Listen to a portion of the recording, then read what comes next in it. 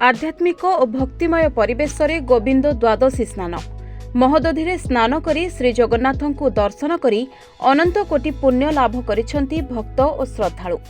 श्रीमंदिर सम्मुखरू विराट एक शोभायात्रा साधु सन्यासी और भक्तगण बालीसाही होई पहुंचीथिले स्वर्गद्वार नारायण घाटरे। महेन्द्र समय दुर्लभ स्नान संपन्न होइथिला। जल रूप भगवान विष्णु विराजमान करछंती एवं किए से ना गोविंद गोविंद विष्णु भाव में विराजमान करछंती।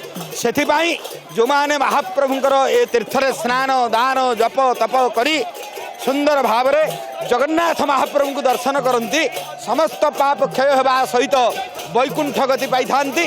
एथिबाई विशेष भाव में छतीसा निजोग नायकों ठारू आरंभ करी समस्त सेवक बंधु महंत सन्थ पंडित एवं भक्त समस्त आज एकाकार महाप्रभुंकर तीर्थराज महोदधि स्नान पाए। तेरे शुभ मुहूर्त श्रीमंदिर सम्मुखरू बाहरी पटुआर वेदध्वनि रे प्रकंपित होइथिला श्रीक्षेत्र बड़दाण्ड। पटुआर रे महिला पुरुष भक्तगण साधु सन्थ सन्यासी और सेवक स्वर्गद्वार नारायण घाटरे पहुंचीबा परे सेठारे वरुण देवता पूजा आराधना करा जाई 108 गड़ु पंचामृत को मंत्र मंत्रित करबा परे साधु सन्यासी माने महोदधि रे अर्पण करथिले।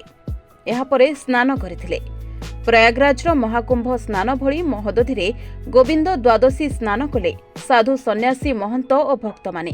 आज से पवित्र दिन जो दिन को वर्ष तमाम भक्त मैंने अपेक्षा करते महोदधिर पवित्र यही जल स्नान कर निजक कृत पवित्र करेंगे। गंगा जमुना सरस्वती भली एठी एक कुंभमेलार भ्रम सृष्टि होती भक्त मैंने आतुरतार सहित आसी कृत पवित्र निजक करने अमावास्या जो पवित्र आस्थान पवित्र स्थान जो अमावास्या नारायण प्रति अमावास्या आसी विजय करती से समस्त भक्त मैंने आसी निजक स्नान कर कृत पवित्र करेंगे।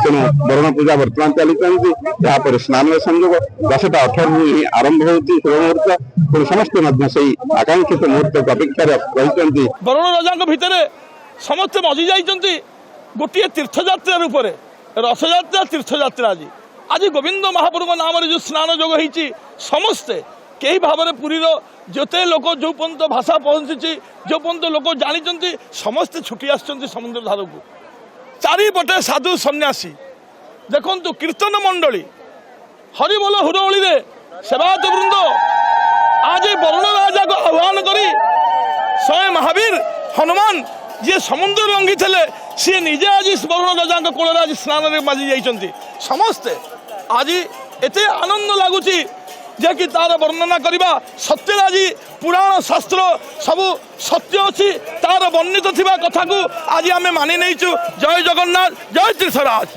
पुरीरू संजय महापात्रଙ୍କ रिपोर्ट रिपोर्टर्स टुडे।